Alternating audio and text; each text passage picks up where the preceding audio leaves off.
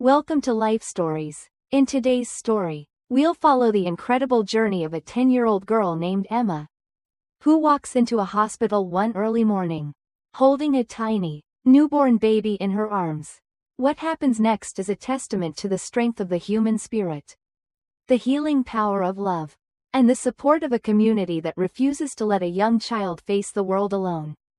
Emma's story is one of pain, resilience, and hope. So, sit back and join us as we begin today's heartwarming journey. Don't forget to subscribe to our channel to hear more inspiring life stories. It was early morning when the sun began to rise over the horizon, casting a soft, golden light that filtered through the hospital windows. Riverside General Hospital was just waking up, the first few staff members trickling in for their shifts. The air still heavy with the comforting scent of freshly brewed coffee and the faint undertones of antiseptic that lingered in the corridors. I had just begun my shift at the emergency desk, sipping from my coffee as I skimmed through the reports from the night before. It had been a quiet evening, but little did I know that day would be different from all the others I had seen in my 15 years as a nurse. I had barely registered the hurried footsteps approaching when the automatic doors to the hospital opened with a soft whoosh. I looked up, expecting to see a colleague rushing in late or perhaps a patient arriving early. But what I saw stopped me in my tracks. A little girl, no older than 10, was standing at the entrance. Her brown hair was tangled and wild, her face drawn with a look of uncertainty. Her clothes were simple, a cotton t-shirt and shorts, hastily thrown on in a rush, as though she had been in a hurry. But what truly stopped me cold was what she was holding in her arms. A tiny bundle wrapped in a blanket, so small it seemed almost fragile in her arms.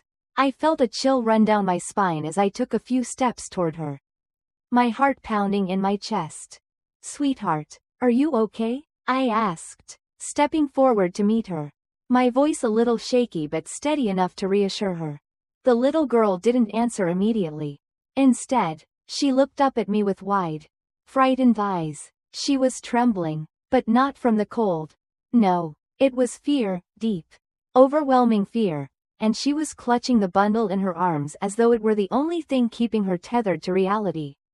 I was told to come here," she murmured, her voice barely audible, barely above a whisper. The words seemed to hang in the air, fragile and uncertain. I knelt down in front of her, careful to keep my movements slow and calm. "It's okay, honey, you're safe here," I reassured her gently, trying to keep my voice as soft and comforting as possible. "Can I see what you're carrying?" Slowly, the little girl nodded, and with shaking hands, she parted the blanket just enough for me to catch a glimpse of what was inside. The moment I saw the tiny face of the baby, my heart skipped a beat. The baby was so small, newborn, just hours old. I could tell by the way his skin was still so delicate. He was sleeping soundly, unaware of the chaos and confusion that surrounded him. And the girl, Emma, I would soon learn her name, was staring at him, her face a mixture of tenderness and fear. Fear for him, for herself, for the unknown. "Oh my God," I whispered, my breath catching in my throat. I knew in that instant that something was horribly wrong, but I also knew that I needed to remain calm. For her, for them both. I called for help, my voice sharp as I reached for the phone. "Carmen, I need help here, now. Get Dr. Walker and a stretcher.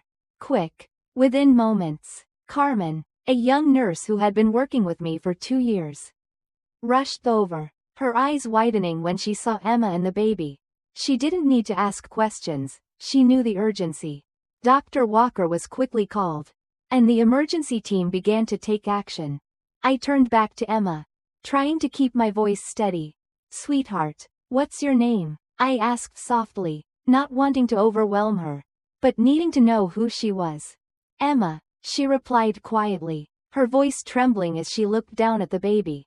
"My name is Emma." "Emma, you're very brave for coming here," I said, trying to soothe her as we moved toward the stretcher. "Can you tell me what happened?"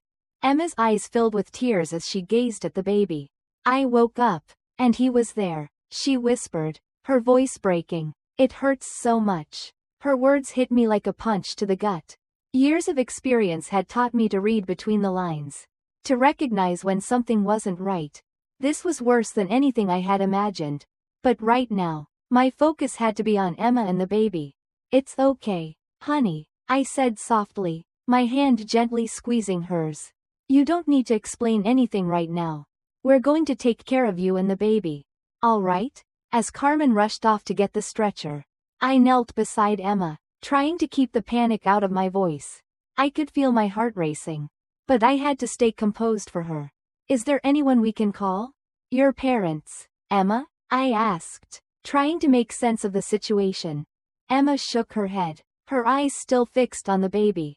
I don't know, she whispered, her voice breaking again. I don't want them to be mad. I frowned, concerned by her words. There was so much more going on here than we could see. And I needed to stay calm. Don't worry about that now. Sweetheart, the most important thing is that you're here. And we can help you. With Dr. Walker and Carmen's assistance, Emma was carefully placed on the stretcher. And we moved down the hallway toward an examination room. The hospital staff couldn't help but notice the unusual sight. Whispers beginning to spread, but we remained focused on our young patient.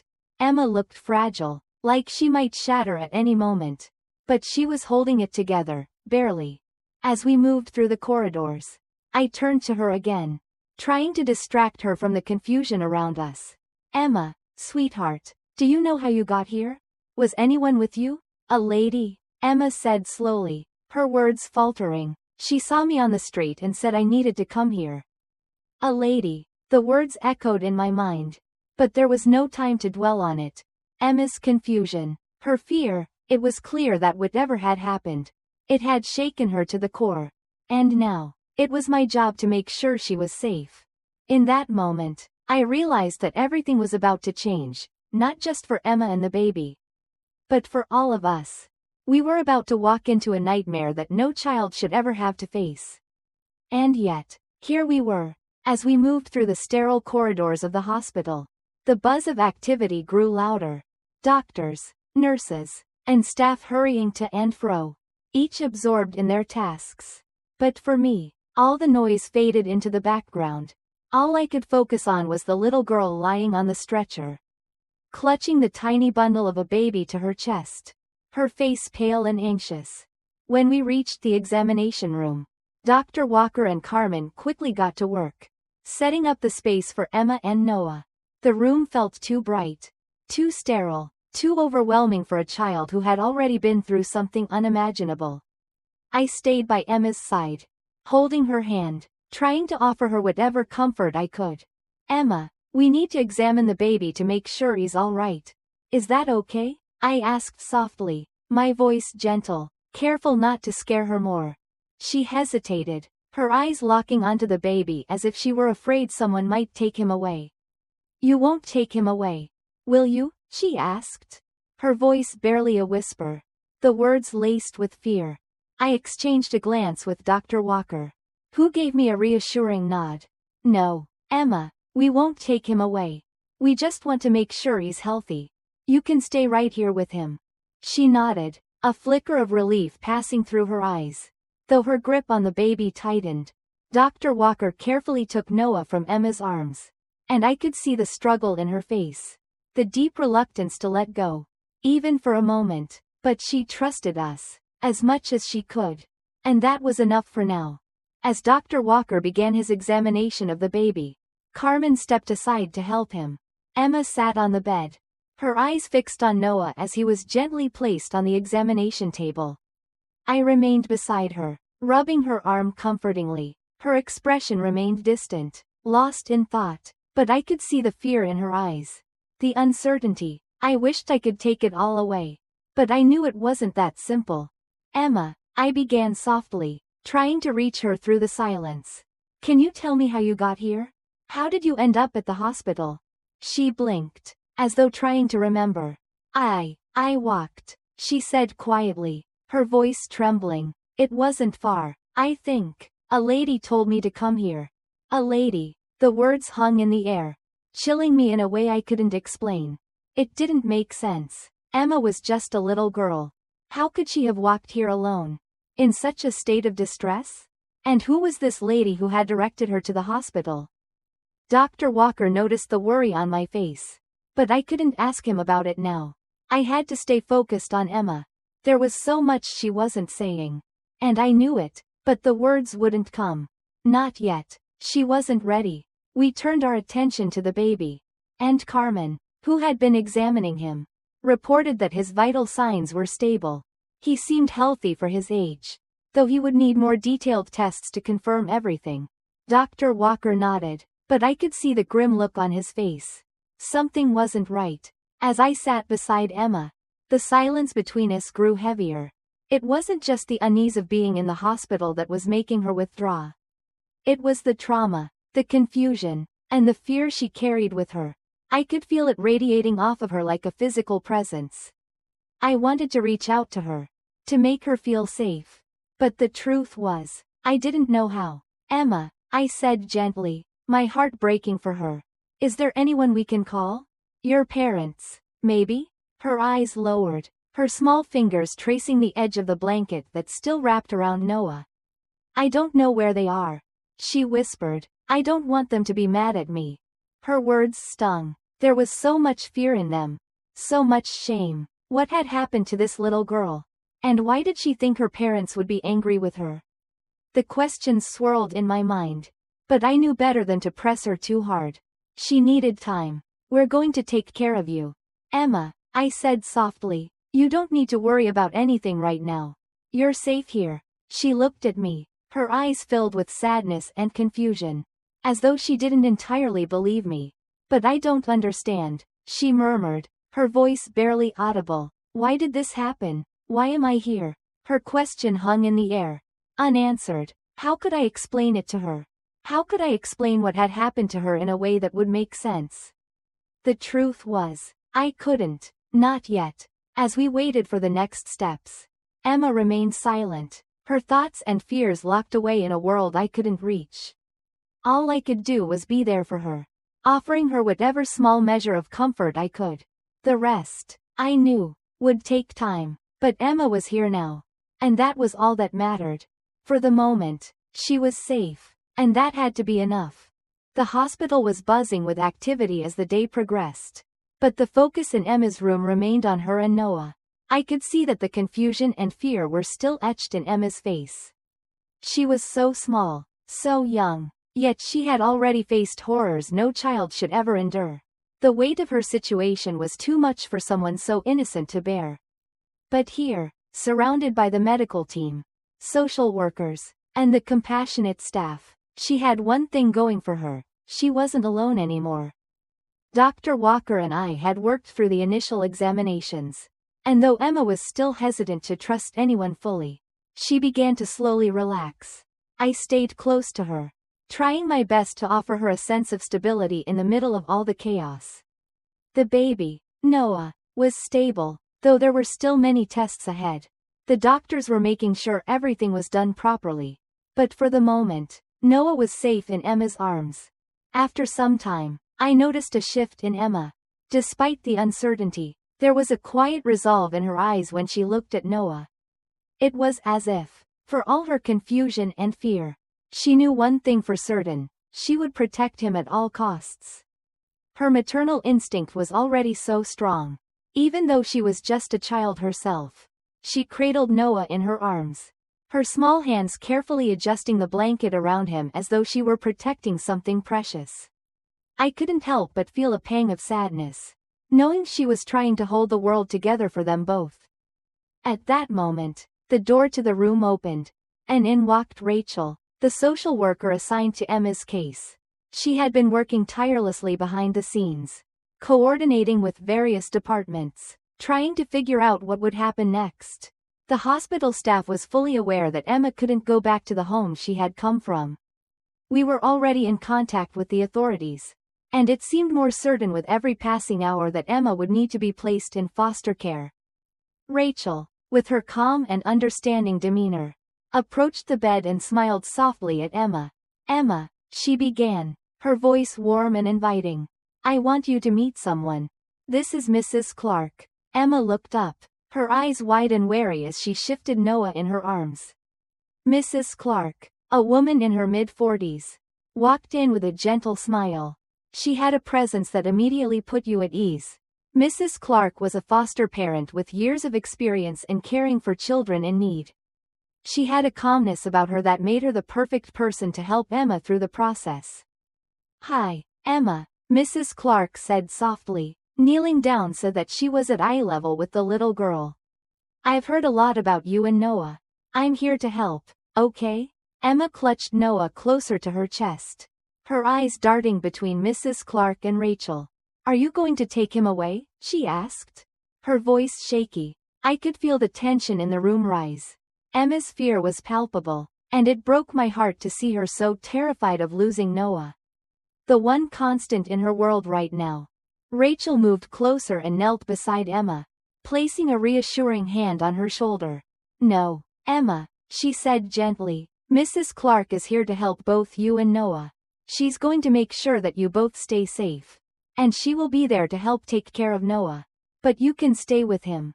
You'll both be together." Emma's eyes, still filled with doubt, looked up at Mrs. Clark.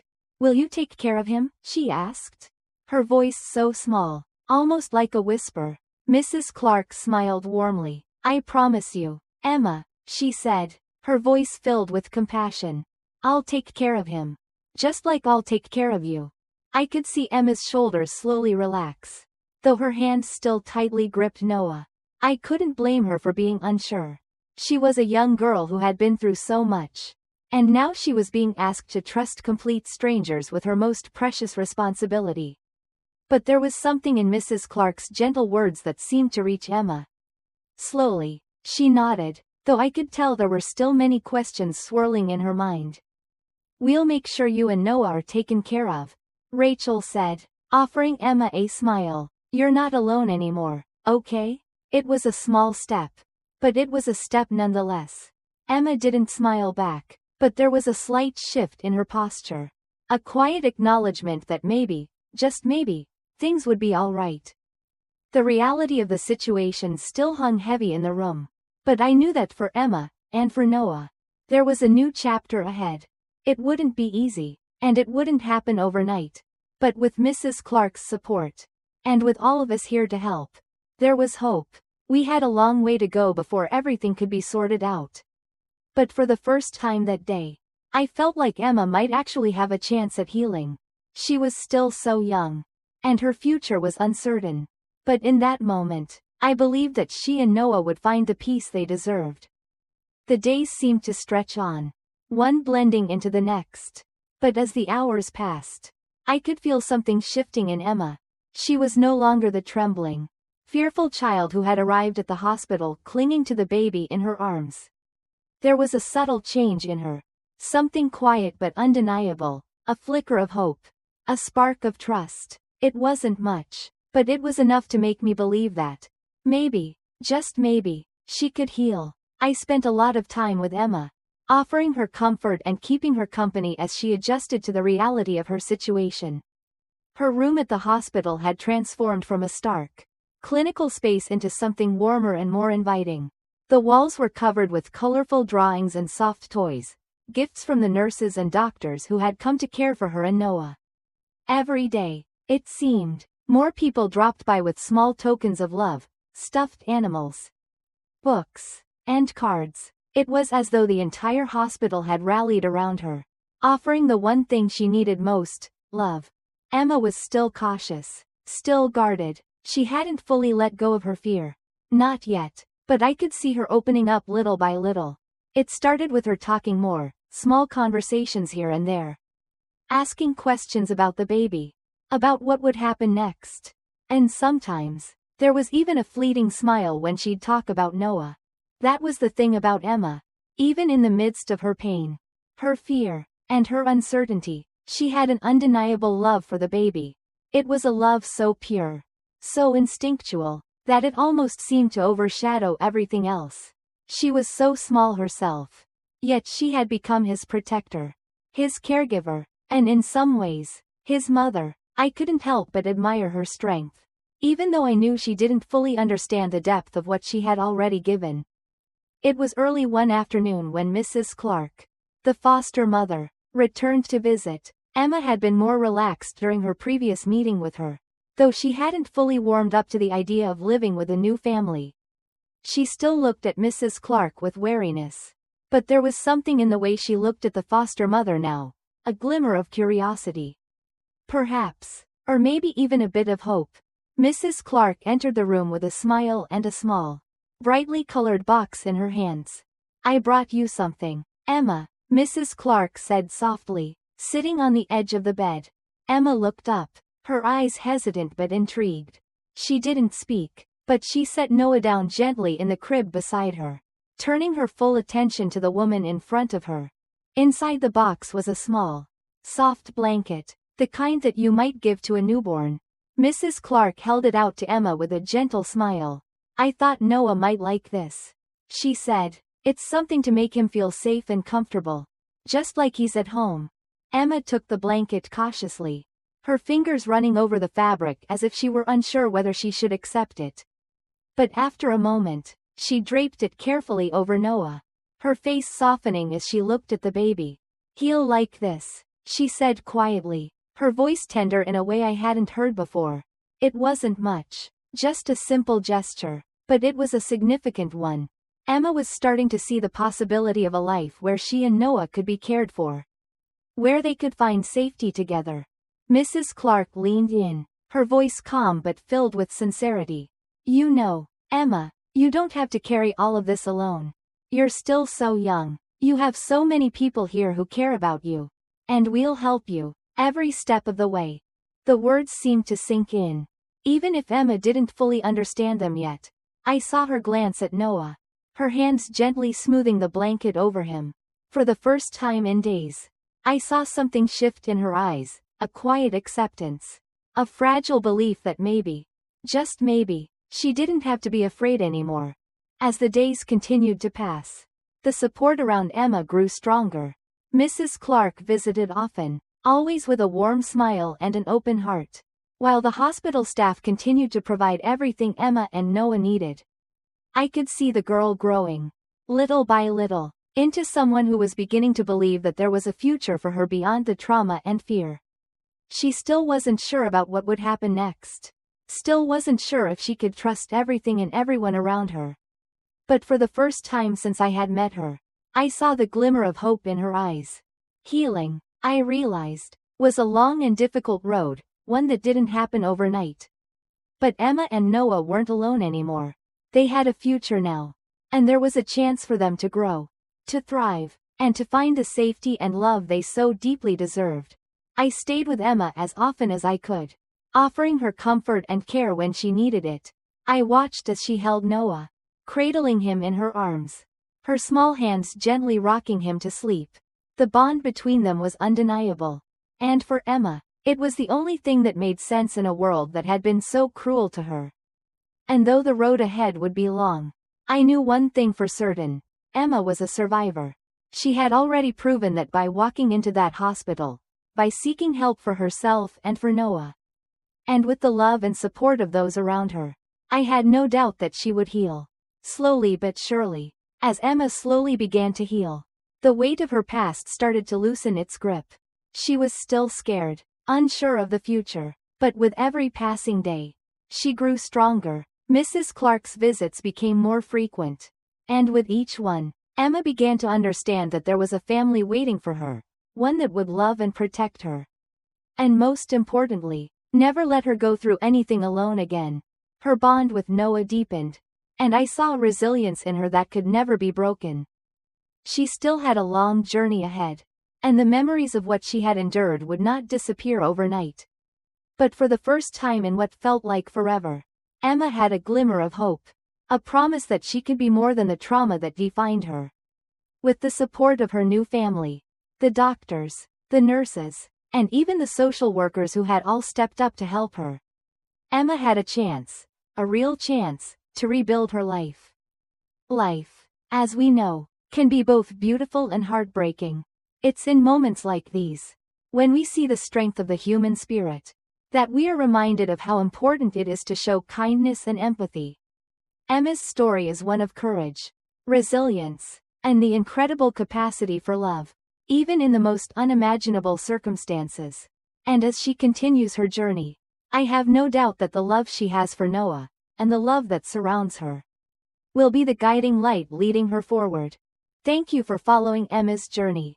If you'd like to hear more stories of hope and resilience, don't forget to subscribe to our channel and stay tuned for more heartwarming life stories.